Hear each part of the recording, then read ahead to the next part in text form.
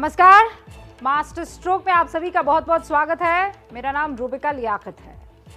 180 घंटे हो चुके हैं, 53 मिनट बीत चुके हैं। यूक्रेन और रूस की जंग के इन घंटों में सिर्फ बर्बादी का मंजर दिखा है।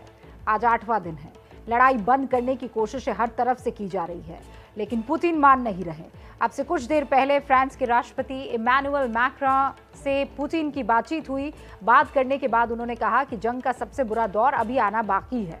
उधर रूस और यूक्रेन के अधिकारियों के बीच बेलारूस में दूसरे दौर की बातचीत शुरू हो चुकी है। यूक्रेन की तरफ से 3 शर्तें रखी गई हैं रूस के सामने। पहली शर्त यह है कि फौरन सीज फायर किया जाए, यानी गोलीबारी रोक दी जाए। दूसरी शर्त यह है कि दोनों देश आधिकारिक युद्ध विराम के लिए राजी हो जाए। तीसरी शर्त यह है कि तबाह हो चुके इलाकों से नागरिकों को बाहर निकलने का रास्ता दिया जाए। अब रूस ये तीनों शर्तें मानता है या नहीं, बैठक के बाद सबके सामने होगा। लेकिन आज 8वें दिन युद्ध की तस्वीर कैसी है, इसे आपको नक्शे के जरिए दिखाने की कोशिश करती हूँ। आज रूसी सैनिकों ने खैरसोन पर कब्जा कर लिया है। पिछले 8 दिनों से खैरसोन पर कंट्रोल की जो लड़ाई है वो चल रही थी और ये मैप आपके सामने है। इसके अलावा एक तो खैरसोन अपने कब्जे में किया, इसके अलावा मेरियोपोल पर भी कब्जा हो चुका है। दोनेत्स्क और लुहांस्क पहले से ही रशिया के अधिकार क्षेत्र में आ चुके हैं। वहीं खार्किव और सुमी, राजधानी कीव, इन पर कब्जे की लड़ाई अभी चल रही है। दोनों ही तरफ से जबरदस्त गोलाबारी हो रही है और माना यह जा रहा है कि आने वाले कुछ दिनों में रूसी सैनिक इन इलाकों पर भी कब्जा जमा ही लेंगे। फिलहाल यूक्रेन में शहर के शहर तबाह हो गए हैं। इमारतें, सड़कें, इलाके जो कभी लोगों की चहल पहल से गुलजार हुआ करते थे, वहां सिर्फ और सिर्फ बर्बादी का मंजर है। मास्टर स्ट्रोक की कवर स्टोरी में आज के दिन कैसा रहा, यूक्रेन के शहरों का हाल आपके सामने रखते हैं। यूक्रेन पर रूस का हमला हुए करीब 200 घंटे हो चुके हैं। हमले की रफ्तार लगातार रूसी सेना बढ़ाती जा रही है। यूक्रेन के अलग अलग शहरों से जो तस्वीरें सामने आ रही है, उनमें नजर आ रहा है कि रूसी सेना किस तरह शहरों को तबाह करती आगे निकल रही है। जंग की वजह से हो रही तबाही के निशान डराने वाले हैं। हर तरफ बर्बादी और विनाश की तस्वीरें दिख रही है। हजारों इमारतें मिसाइल अटैक में धराशायी हो चुकी है। यूक्रेन का शायद ही कोई बड़ा शहर बचा हो जहां रूसी हमले ने विध्वंस ना मचाया हो। अब तक की जानकारी के मुताबिक दोनों देशों की सेनाओं को भी भारी नुकसान की खबर है। दोनों देश एक दूसरे के नुकसान को लेकर दावे कर रहे हैं। रूस और यूक्रेन के दावों के मुताबिक किसे कितना नुकसान हुआ है, उसका आंकड़ा आपके सामने रखते हैं। दावों के मुताबिक हमले में अब तक यूक्रेन के 2870 और रूस के करीब 9000 सैनिक मारे जा चुके हैं। दावे के मुताबिक यूक्रेन के 606 और रूस के 1117 टैंक और गाड़ियां नष्ट हुई हैं। वहीं यूक्रेन के 39 एयर डिफेंस सिस्टम को तबाह किया गया है, जबकि रूस के 11 ऐसे सिस्टम बर्बाद हुए हैं। रूस का दावा है कि उसने यूक्रेन के 62 विमानों को गिरा दिया है, जबकि यूक्रेन दावा कर रहा है कि उसने रूस के 30 विमानों को गिराया है। यूक्रेन के 67 मल्टीपल रॉकेट सिस्टम, जबकि रूस के 42 ऐसे सिस्टम नष्ट होने का दावा हो रहा है। यूक्रेन की 227 आर्टिलरी तबाह की गई है, जबकि रूस की 90 आर्टिलरी नष्ट हुई है। यूक्रेन के 53 यूएवी को मारने का दावा है, जबकि रूस के कितने यूएवी मारे गए हैं, इसकी कोई जानकारी अभी तक सामने नहीं आई है। अगर इन दावों को सच मान लिया जाए तो दोनों ही देशों को जान माल का भारी नुकसान हुआ है। कुछ विशेषज्ञों का कहना है कि पुतिन को लग रहा था कि हमले के कुछ ही घंटों के अंदर यूक्रेन पर कब्जा हो जाएगा, लेकिन ऐसा हो न सका। Які будувалися роками, підло, прораховано, з ненавистю до нашої країни, до наших людей, до будь-яких людей, які мають дві речі – свободу і серце. Але ми їх зупинили і б'ємо. Наші військові, наші прикордонники, наша тероборона. सवाल ये है कि आखिर ऐसा क्यों हुआ? हफ्ते भर बाद भी यूक्रेन पर कब्जा करने में रूस जैसी मजबूत सेना कामयाब क्यों नहीं हो पाई है? एक्सपर्ट्स के मुताबिक पुतिन ने यूक्रेन की सेना को कमतर आंकने की गलती की, जिसका नतीजा सबके सामने है। So the operation began too late. That's Putin's personal mistake. The organization and moral readiness to fight of the Ukrainian military were underestimated. They turned out to be not bad at all. Russia failed to win total air superiority and control of the airspace over all of Ukraine. That's also a big minus for them. लेकिन ये भी नहीं भूलना चाहिए कि रूस ने जिस पैमाने पर अटैक किया है उसके जरिए वो आज नहीं तो कल यूक्रेन पर कब्जा कर ही लेगा। ऐसे में ये सवाल उठता है कि यूक्रेन के हारने के बाद पुतिन क्या करेंगे। अगर यूक्रेन हार जाता है तो पुतिन जो है वहाँ पे एक अन्य सरकार की स्थापना करेंगे और जिसके साथ वो कोशिश करेंगे कि दुनिया को दिखाया जाए कि यूक्रेन की नई सरकार ने उनके साथ सुलह कर ली है। मुझे लगता नहीं कि जिस तरीके की विजय की उम्मीद रूस कर रहा था वो संभव हो पाएगी। तो इसलिए मुझे लगता है कि रूस भी चाहेगा कि बातचीत के माध्यम से कोई उसको फेस सेवर मिल जाए, जिससे कि वो दिखा सके कि हाँ हमने विजय प्राप्त कर ली और अब हम शांति चाह रहे हैं या युद्ध विराम चाह रहे हैं। देखिए, जंग के बीच यूक्रेन और रूस के अधिकारियों में बातचीत अभी चल रही है। युद्ध रोकने के लिए दोनों एक दूसरे के सामने अपनी अपनी शर्तों को रख रहे हैं। यूक्रेन को भी पता है कि रूस के सामने ज्यादा दिनों तक वो टिक नहीं पाएगा। ऐसे में पुतिन अगर जीत जाते हैं तो यूक्रेन की सत्ता के लिए उनके पास किस तरह के विकल्प हो सकते हैं, ये आपको बताते हैं। पहला ऑप्शन तो ये हो सकता है कि पूरी तरह से कब्जा करके यूक्रेन को रूसी संघ का हिस्सा बना ले पुतिन। दूसरा ऑप्शन ये हो सकता है कि यूक्रेन को पूर्व और पश्चिम दो भागों में बांट दे और दोनों ही जगह पर कठपुतली सरकार बिठा दे, या फिर नाटो में शामिल ना होने की जो शर्त है वो यूक्रेन से मनवा ले और बाकी इलाकों को छोड़कर क्रेमिया की तरह जो सीमावर्ती इलाके हैं, जो पोर्ट सिटीज हैं, बंदरगाह वाले इलाके, उन पर वो कब्जा अपना जारी रखे। यानी क्रेमिया, खैरसोन, दोनेत्स्क, लुहांस्क, लीव और खार्किव पर वो अपना कब्जा बनाए रखे। हालांकि ये तो बाद की बात है। फिलहाल राजधानी कीव की जो लड़ाई है उसमें दोनों ही देशों की सेनाएं भिड़ी हुई है और पूरी ताकत से भिड़ी हुई है। खैरसोन पर रूस का कब्जा हो चुका है। कीव पर कब्जे की लड़ाई जारी है। सैटेलाइट तस्वीरों में दिख चुका है कि रूसी सेना उसे चारों तरफ से घेर चुकी है। हजारों की तादाद में टैंक्स, बख्तरबंद गाड़ियां, जवान कीव के चारों तरफ मौजूद हैं, लेकिन यूक्रेनी सेना भी उन्हें जबरदस्त टक्कर दे रही है। There's a very difficult situation around Kyiv, and that's very serious. There can be a possibility that Ukrainians will counterattack, and that's going to be very serious probably. Kyiv की ये लड़ाई भी कुछ ही दिनों की बात है, लेकिन इस बीच एक ऐसा वीडियो सामने आया जिसने पुतिन के एक और प्लान को लीक कर दिया है। ये वीडियो उनके दोस्त बेलारूस के राष्ट्रपति अलेक्जेंडर लुकाशेंको का है। इस वीडियो में वो अपने अधिकारियों को रूस यूक्रेन वॉर की ब्रीफिंग देते हुए नजर आ रहे हैं। हाथों में छड़ी लिए वो यूक्रेन के नक्शे पर कुछ समझा रहे हैं। इसी बीच नक्शे में एक और देश का नाम भी नजर आता है, जिससे पुतिन के अगले प्लान का खुलासा हो जाता है। इसके मुताबिक पुतिन के हमले का अगला टारगेट यूक्रेन से सटा छोटा सा देश मोल्डोवा है। मोल्डोवा यूक्रेन की पश्चिमी सीमा से सटा छोटा सा देश है। ये भी सोवियत संघ से ही अलग हुआ था।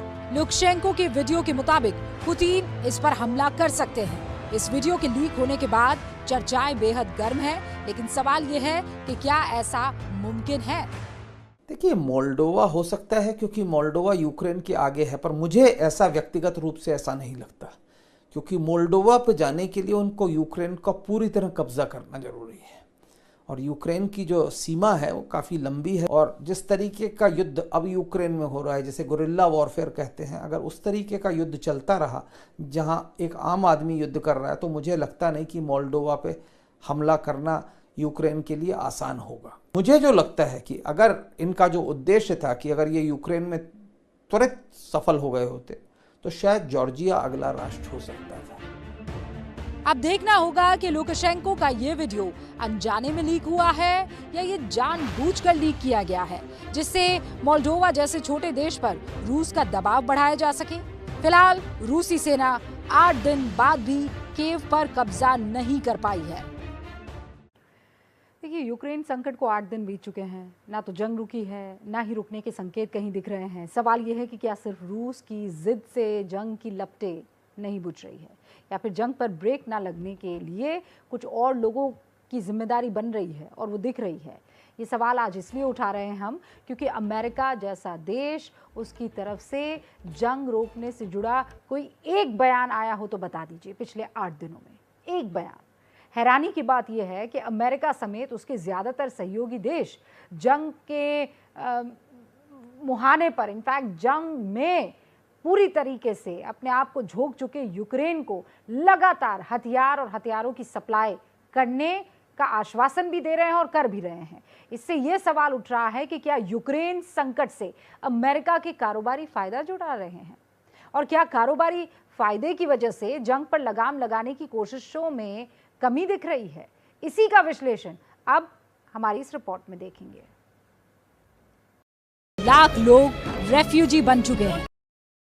खून जमाने वाली सर्दी में पैदल ही जान बचाने के लिए भाग रहे हैं। ये तस्वीरें हमने आपको इसलिए दिखाई ताकि आप जंग की तपिश को महसूस कर सके। कोई भी यही चाहेगा कि पहले जंग बंद हो, फिर विवाद सुलझाया जाए। लेकिन हैरानी की बात यह है कि अमेरिका के राष्ट्रपति जो बाइडेन के बयानों में अब तक जंग की आग बुझाने की बजाय भड़काने वाले शोर ज्यादा सुनाई पड़ रहे हैं। Together with our allies, we're providing support to the Ukrainians in their fight for freedom. Military assistance, economic assistance, humanitarian assistance. We're giving more than $1 billion of direct assistance to Ukraine, and we'll continue to aid the Ukrainian people as they defend their country and help ease their suffering. We must keep the momentum going. We must do everything we can to help the Ukrainian people, to hold Russia accountable, to match our strong words with strong actions. युद्ध में जब आग के शोले बरसने लगते हैं तो पहली कोशिश उन शोलों को बुझाने की होती है, लेकिन रूस और यूक्रेन की इस जंग में एक बार भी अमेरिका की तरफ से इन शोलों को बुझाने की कोशिश नहीं हुई। उल्टे अमेरिका के बयान यूक्रेन को भड़काने वाले ही रहे हैं। जाहिर तौर पर ऐसे हालात में कुछ एक्शन भी ऐसे हुए जिन्होंने यूक्रेन का हौसला युद्ध के लिए बढ़ाया ही है। किसी भी जंग में अगर हथियार की सप्लाई जारी रहे तो जंग लंबी ही खिंचती है। रूस यूक्रेन की जो ये जंग है शुरू होने के बाद से आप देखिए, अमेरिका यूक्रेन को $35 करोड़ के हथियार देने का ऐलान कर चुका है, जिसमें एंटी एयरक्राफ्ट गन से लेकर बुलेट प्रूफ जैकेट तक शामिल है। फ्रांस भी यूक्रेन को एंटी एयरक्राफ्ट गन और डिजिटल हथियार दे रहा है। ऐसे देशों की लिस्ट लंबी है। यानी एक तरफ तो आप जंग को उकसाने वाले बयान दे रहे हैं, दूसरी तरफ हथियारों की खेप पहुंचा रहे हैं। इसी वजह से अमेरिका पर यह सवाल उठ रहे हैं कि वो जंग को अपने आर्थिक फायदे के नजरिए से देख तो नहीं रहा। अमेरिका की ओर से जंग रोकने वाले बयान न आने की वजह से ये सवाल उठ रहा है कि क्या जंग उसके लिए फायदे का सौदा बन गई है, क्योंकि जिस दिन से शोले बरसने शुरू हुए हैं उस दिन से दुनिया की कारोबारी हलचल को बारीकी से देखा जाए तो अमेरिका चौतरफा फायदे में नजर आ रहा है। जंग की वजह से रूस पर लगी पाबंदियों के बाद दुनिया में अमेरिका की प्राकृतिक गैस की मांग बढ़ गई है, डॉलर मजबूत हुआ है, अमेरिका का व्यापार भी उछाल के संकेत दे रहा है। इसके अलावा जंग हथियार के व्यापार का बड़ा जरिया हमेशा से रहा भी है। इस समय जंग किस तरफ जाता है कोई नहीं जानता। क्या यूक्रेन हार जाएगा, क्या ये जंग जो है लंबी होगी, इंसर्जेंसी में कन्वर्ट कर देगी, हम केवल स्पेकुलेट कर सकते हैं, लेकिन अनुमान लगाने में कोई शर्म नहीं है। अगर वास्तव में रशिया जीत जाता है और यूक्रेन हार जाता है तो वहाँ पे पपेट गवर्नमेंट एस्टेब्लिश की जाएगी। सिर्फ यही नहीं, रूस पर लगी पाबंदियों और जंग के लंबा खिंचने से विश्व व्यापार में जो हलचल हो रही है वो भी अमेरिका के पक्ष में ही दिखती है। देखिए, रूस पर प्रतिबंधों के बाद दुनिया में जो कारोबारी हलचल है वो अमेरिका को किस तरह से फायदा पहुंचा रही है, उसका अंक गणित आपके सामने रखती हूं।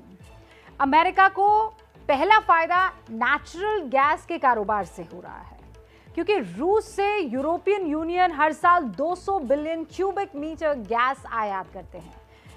अब प्रतिबंधों के बाद ये आयात घटकर 72 बिलियन क्यूबिक मीटर पर आ गया है, जबकि इस बीच अमेरिका अपना उत्पादन 1 ट्रिलियन क्यूबिक मीटर बढ़ा चुका है। यानी प्रतिबंधों के कारण अमेरिका को अपने नेचुरल गैस के लिए यूरोप का बाजार मिल जाएगा। दूसरा फायदा डॉलर की मजबूती, क्योंकि जंग से यूरोप का वातावरण असुरक्षित हुआ, सीधा फायदा डॉलर को मिला, वो मजबूत हुआ। 2014 के क्रिमिया संकट में भी डॉलर 9% मजबूत हुआ था। इस जंग के शुरू होने के बाद भी डॉलर में लगातार मजबूती देखी जा रही है। जंग से गणित के पैमाने पर अमेरिका को तीसरा फायदा कारोबार का है, क्योंकि रूस और यूरोप का सालाना व्यापार लगभग 282 बिलियन डॉलर का है। अमेरिका और रूस का सालाना व्यापार 34 बिलियन डॉलर का है। रूस पर प्रतिबंधों से यूरोप में रूस के सामानों की कमी पूरा करने के लिए अमेरिका को खुला बाजार मिल रहा है। रूस से व्यापार कम होने के कारण इसका असर अमेरिका पर ज्यादा नहीं पड़ रहा है। जंग हमेशा से हथियारों के सौदे के लिए सबसे बड़ा जरिया बनी रही है और इस वक्त रूस के कड़े रुख से यूरोप के देशों में घबराहट बढ़ गई है। जर्मनी ने अपना रक्षा बजट 110 बिलियन डॉलर बढ़ा दिया है। यूरोप के कई देश रक्षा बजट बढ़ा रहे हैं। अमेरिका दुनिया का सबसे बड़ा हथियार निर्यात करने वाला देश भी है, मत भूलिए। ऐसे में यूरोपीय देशों में अमेरिकी हथियार की मांग बढ़ जाएगी। यानी यूक्रेन संकट अमेरिका को कई आर्थिक फायदे दे रहा है। जंग के कारण कच्चे तेल के दाम में जो इजाफा हो रहा है, अमेरिका को उससे दोहरा मुनाफा हो रहा है। इसका गणित समझ लीजिए आप। दरअसल दुनिया की ऊर्जा की जरूरत पूरा करने वाले देशों में रूस भी एक अहम मुल्क है। उस पर पाबंदी लगने से कच्चे तेल और गैस के दाम तेजी से बढ़ रहे हैं और ये अमेरिका को फौरन फायदा देने वाला सौदा साबित हो रहा है, क्योंकि अमेरिका दुनिया में सबसे बड़ा तेल उत्पादक देश है। वो अपना उत्पादन लगातार बढ़ा रहा है। अंतर्राष्ट्रीय बाजार में दाम बढ़ने से उसका मुनाफा बढ़ जाता है। अमेरिका का तेल कारोबार जीडीपी में 8% की हिस्सेदारी रखता है। मुनाफा बढ़ते ही अमेरिका की पूरी अर्थव्यवस्था पर असर बढ़ता है। यूक्रेन और रूस के बीच तनातनी 24 फरवरी 2022 से शुरू हुई थी। उस समय कच्चा तेल लगभग $99 प्रति बैरल था, जो कि आज 8वें दिन 3 मार्च 2022 को बढ़कर $119 प्रति बैरल हो गया है, जो कि लगभग 20% वृद्धि को दर्शाता है। मौजूदा कच्चे तेल की कीमत पिछले 9 साल के उच्चतम स्तर पर दर्ज की गई है। हालांकि तेल के दाम बढ़ने का फायदा हर तेल उत्पादक देश को हो रहा है, लेकिन अमेरिका के लिए ये सौदा दोहरे फायदे वाला है। कच्चे तेल के दाम बढ़ने से दुनिया के सभी तेल उत्पादक देशों को फायदा होता है, लेकिन अमेरिका के लिए तेल के दाम में इजाफा उसके फायदों की लिस्ट में एक और चीज जोड़ देता है, वो है शेल गैस का। पहले आपको शेल गैस है क्या उसके बारे में बता दूं। शेल गैस जमीन के काफी नीचे चूना पत्थर की चट्टानों के बीच से निकाली जाती है। इसे निकालने की प्रक्रिया बहुत जटिल होती है और इसीलिए शेल गैस निकालने का खर्च भी बहुत ज्यादा होता है। इस वक्त अमेरिका दुनिया का सबसे बड़ा शेल गैस उत्पादक है। एक अनुमान के मुताबिक दुनिया की तेल डिमांड का 12% शेल गैस से पूरा हो सकता है, लेकिन इसे निकालने की कीमत का जो कीमत जो है वो रास्ते का रोड़ा बन जाती है। इसी समीकरण से तेल का दाम बढ़ना अमेरिका के लिए दोहरे फायदे का सौदा बन जाता है। शेल गैस निकालने की लागत को अलग तेल के दाम की तुलना में देखा जाए तो $90 प्रति बैरल तक वो पहुंच जाती है। इसका मतलब ये हुआ कि अगर कच्चा तेल $90 प्रति बैरल से ज्यादा है तभी शेल गैस फायदे का सौदा हो जाएगी। अब जैसे ही कच्चा तेल $90 प्रति बैरल से कम होगा, शेल गैस घाटे का सौदा हो जाएगी और उत्पादन उसका बंद पड़ जाएगा। और इसीलिए यूक्रेन संकट से तेल का दाम बढ़ना अमेरिका के लिए शेल गैस का उत्पादन बढ़ाने का एक बेहतरीन मौका बन गया है। और इसीलिए हम ये सवाल उठा रहे हैं कि जंग ना रुकने में सिर्फ ये 2 मुल्क है या पीछे से भी बहुत कहानियां आगे आ रही है। युद्धग्रस्त इलाके में फंसे भारतीयों को निकालने के लिए सरकार ऑपरेशन गंगा चला रही है। सरकार का दावा है कि जब से उन्होंने एडवाइजरी जारी की है तब से 18,000 भारतीय यूक्रेन छोड़ चुके हैं। पिछले 24 घंटे में भारत में 15 फ्लाइट्स लैंड की है। 3,000 से ज्यादा भारतीय वापस आए हैं। ऑपरेशन गंगा के तहत 30 फ्लाइट्स आ चुकी हैं। 6,400 भारतीयों को वतन वापस लाया गया है और अगले 24 घंटे में 18 फ्लाइट्स और आएंगी। सरकार का अनुमान है कि आने वाले 2 से 3 दिनों में ज्यादातर भारतीय वापस आ चुके होंगे, लेकिन उन भारतीयों का क्या होगा जो सरकार की एडवाइजरी के बाद भी खार्किव से निकलकर यूक्रेन के बॉर्डर तक नहीं पहुंच पाए हैं। इन्हें सुरक्षित भारत लाना एक बहुत बड़ा चैलेंज है। ये यूक्रेन का खार्किव शहर है जो रूस के हमले में पूरी तरह से उजड़ चुका है। 15 लाख की आबादी वाले इस शहर में सिर्फ तबाही ही नजर आ रही है। हर तरफ टूटी इमारतें हैं, खंडहर मकान हैं, वीरान सड़कें हैं, सुनसान गलियां हैं। रूस ने बीती रात इस शहर पर इतने बम गिराए कि हर तरफ मौत का सन्नाटा है। इस शहर में कल तक भारत के हजारों छात्र थे जो यहाँ मेडिकल की पढ़ाई कर रहे थे। भारत को पता था कि रूस खार्किव पर बड़ा हमला करने वाला है, इसीलिए कल ही भारत ने अपने सभी छात्रों को खार्किव छोड़ने को कह दिया था। ये तक कह दिया गया था कि हो सके तो छात्र पैदल ही निकल जाएं।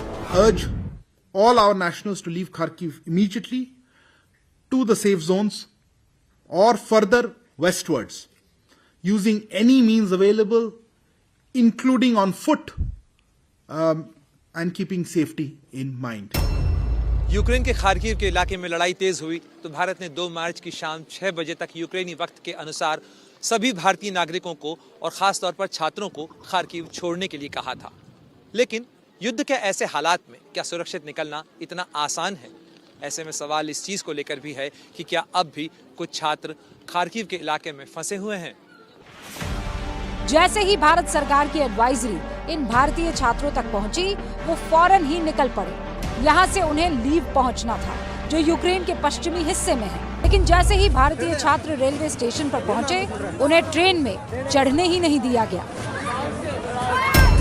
इस वीडियो में भी आप देख सकते हैं कि भारतीय छात्रों को ट्रेन में चढ़ने नहीं दिया जा रहा। पहले तो यूक्रेनी अधिकारियों की तरफ से ये कहा गया कि सिर्फ महिलाओं और बच्चों को प्राथमिकता के आधार पर बचाया जा रहा है, लेकिन भारतीय लड़कियों को भी ट्रेन में चढ़ने नहीं दिया गया। हम लोग रेलवे स्टेशन पहुंचे थे बहुत मुश्किल से 8 किलोमीटर ट्रैवल करके अपने हॉस्टल से पैदल। बट हम जैसे ही रेलवे स्टेशन पे गए तो वहां पे जितने यूक्रेनियंस थे उन्होंने हमें चढ़ने नहीं दिया। वहां पे लड़ाई होने लग गई और मतलब गन एयर फायरिंग हुई थी और कुछ लड़के लड़कियों को पीटा जा रहा था, तो हम लोग अबॉर्ड नहीं कर पाए थे ट्रेन। उसके बाद फिर हम लोग डायरेक्ट खार्किव से पैदल चल के अभी पिसोचिन आए हैं, जो कि न्यूट्रल बॉर्डर है खार्किव और रशिया के बीच में। ये सेजल है जो अपने सैकड़ों साथियों के साथ कल खार्किव से निकली थी और जब उन्हें ट्रेन में चढ़ने नहीं दिया गया तो वो पैदल ही रूस के बॉर्डर की तरफ निकल पड़ी। रास्ते में सेजल अपने पिता से बात करती रही, उनको बताती रही कि किस तरीके की परेशानियां उनके साथ रास्ते में आ रही हैं। इस बातचीत का ऑडियो हमारे पास है, आप भी जरा सुनिए कि किस तरीके से सेजल के पिता उनका हौसला बढ़ाते रहे और उन्हें बताते रहे कि ऐसे हालात में सुरक्षित कैसे निकलना है। चल रहे हैं, बिल्कुल नहीं रुक रहे। कहाँ पर हो बेटा, कुछ आइडिया? खराब हो गए, पेट में छाले हो चुके हैं। कोई बात नहीं बेटा, हिम्मत रखो, हिम्मत रखो, हिम्मत। आपको पता है मेरे सामने बॉम्ब ब्लास्ट हुआ था। मेरी बात सुनो, 2-3 बेटा शॉर्टली मेरे से बात करते रहो। एक तो फोन की बैटरी बचा कर रखो, तुमको अभी कल और आज और कल पूरा करना। बात नहीं कर रही हूँ मैं आप लोगों से ज्यादा। नहीं, मेरी बात सुनो, जब भी शेलिंग होती तो लेट जाना है या किसी गड्ढे में घुस जाना है। शेलिंग नहीं हो रही है, अब बॉम्ब ब्लास्ट आंखों के सामने हुआ था। बॉम्ब ब्लास्ट भी अगर होगा, जैसे तुम्हें बॉम्ब ब्लास्ट सुनाई देता ना, तो थोड़ी देर के लिए गड्ढे में घुस जाना। गड्ढे में नहीं, सब वाइब्रेट हो गया था भाई, पूरी धरती वाइब्रेट हो गई थी। मेरे को तो रोना जैसा। लेट कोई बात नहीं, हिम्मत रखे रहो, लेट जाना, ठीक है? और तुम तो मेरा ब्रेव गर्ल है बेटा, बहुत बहादुर लड़की हो तुम। इसके बाद सेजल और उसका ग्रुप 30 किलोमीटर पैदल चलकर रूस बॉर्डर की तरफ पहुंचा, जहां उन्हें पिसोचिन नाम की एक जगह पर रखा गया है। As you know, yesterday in Kharkiv, we issued an advisory for all Indians to leave the city by 6 p.m. local time. Pursuant to this, a large number of students left and are currently in the nearby city of Pisochin. We estimate this number to be around 1,000 people there. We are currently looking at transportation options to move them from there to Western Ukraine or Southern Ukraine, depending on what transportation options work out. लेकिन बाद में कुछ लड़कियां Kharkiv से leave जाने वाली train में चढ़ने में सफल रही। इनसे हमारे संवाददाता प्रणय उपाध्याय लीव में मिले। इन लड़कियों ने पुष्टि की कि लड़कों को ट्रेन में चढ़ने ही नहीं दिया जा रहा था। हम अपने हॉस्टल से फ्लैग्स लेके पूरा हमारा निकले थे, हम सभी बच्चे निकले थे 700 के करीब। जैसे ही हम वहाँ पे पहुँचे, मेट्रो स्टेशन पे पहुँचे तो रेलवे स्टेशन पे पहुँचे, वहाँ पे बम गिरने से। लोग कैसे निकले थे, कब निकले थे खार्किव से? हम पूरे 6 बजे अपने हॉस्टल से निकले थे, फिर हम 14 किलोमीटर पैदल चलकर बॉक्साल तक पहुँचे और वहाँ 9:30 बजे हमने अपनी बस ली। यहाँ की बस नहीं, ट्रेन ली। यहाँ की ट्रेन की प्रेफरेंसेस ऐसी हैं कि वो पहले यूक्रेनियन और रशियंस को चढ़ाते हैं, उसके बाद वो इंडियन लड़कियों को चढ़ाते हैं, तो उस कारण सिर्फ लड़कियाँ ही चढ़ पाई, हमारे साथ के लड़के नहीं चढ़ पाए। एंड स्टेशन पे कितने लोग? हम लोग अराउंड 700 स्टूडेंट्स थे, तो इवन की कुछ लड़कियाँ भी रह गई थी चढ़ने से, तो लड़के अभी उनको पैदल चल के जाना पड़ा पोशेंको तक, तो अभी वो किसी होटल में स्टे कर रहे हैं। जो गर्ल्स हैं वो सब इकट्ठा होके फिर आप लोग बॉर्डर की तरफ जाएंगे? हाँ जी, हम पोलैंड बॉर्डर की तरफ निकल रहे हैं। तो अभी हमने टैक्सी करवाई है, तो हम कुछ काफ़ी 20-25 गर्ल्स हैं, तो हम इकट्ठे निकलेंगे साथ में ही। ऐसी एक नहीं सैकड़ों कहानियां हैं। खार्किव में मारे गए भारतीय छात्र नवीन के गांव के ही 2 और छात्र वहां पर पढ़ते हैं, अमित और सुमन। उन्होंने अपने परिवार को ये बताया कि उनके ग्रुप के करीब 1700 छात्र खार्किव से रूस बॉर्डर की तरफ निकले हैं, क्योंकि खार्किव से उन्हें ट्रेन में चढ़ने ही नहीं दिया गया, इसीलिए वो पैदल ही निकल पड़े। 20 किलोमीटर उन्होंने रात को चला है सर। आगे जाके एक छोटा सा गांव मिला है उनको, वहाँ पे एक स्कूल है, स्कूल में उनको रूम दिया गया है, उधर सेफ्टी है। अभी 20 किलोमीटर आगे गए तो रशिया बॉर्डर आएगा, डोंट वरी करके वो रात में बात किया सर। इस बात की पुष्टि नहीं हो पाई है, लेकिन जो छात्र बता रहे हैं उसके मुताबिक अभी भी खार्किव में भारतीय स्टूडेंट्स हो सकते हैं, जिन्हें जल्द से जल्द निकाला जाना चाहिए। और हम भी यही प्रार्थना और दुआ और उम्मीद करते हैं कि जितने भी बच्चे हैं बगैर एक खरोच के वतन वापस लौट आए।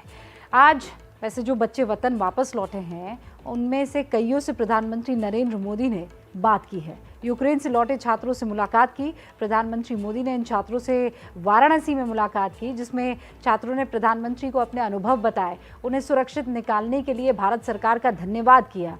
प्रधानमंत्री ने भी छात्रों को भरोसा दिया कि आने वाले सालों में वो देश में मेडिकल की पढ़ाई की ऐसी व्यवस्था बनाएंगे कि हजारों छात्रों को पढ़ाई के लिए ऐसे विदेश ना जाना पड़े। कि अगर देश में पहले से मेडिकल एजुकेशन की नीतियां सही होती तो आप लोगों को बाहर नहीं जाना पड़ता। कौन माँ बाप चाहते कि इस छोटी उम्र में अकेले भेज दे? कोई माँ बाप नहीं चाहता। लेकिन हम लगे हैं।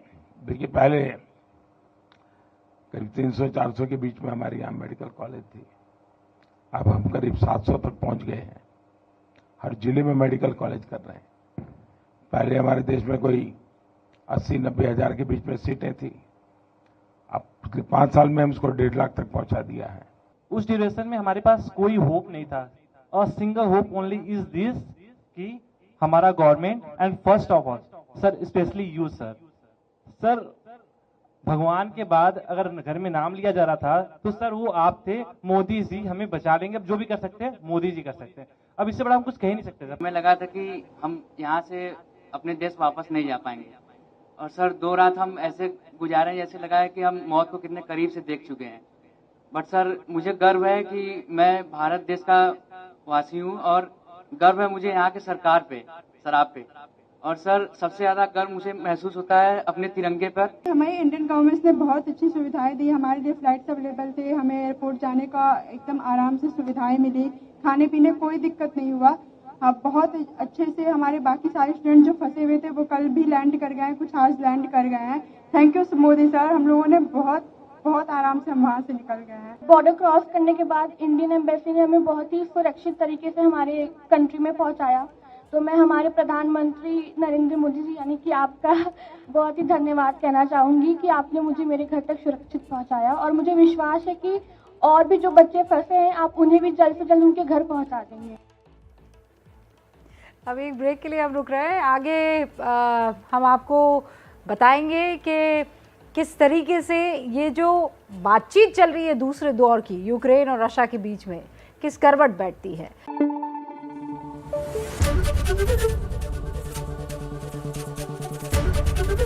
ABP न्यूज आपको रखे आगे।